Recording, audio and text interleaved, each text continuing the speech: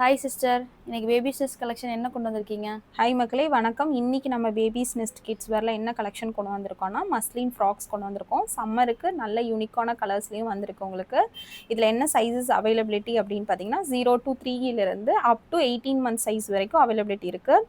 இதில் ஃப்ரண்ட்டில் பட்டன் வந்திருக்கு. ஸோ ஈஸியாக குழந்தைங்களுக்கு போட்டு விட்டுக்கலாம். இதோட ரேட் ஜஸ்ட் 279 மட்டும்தான்.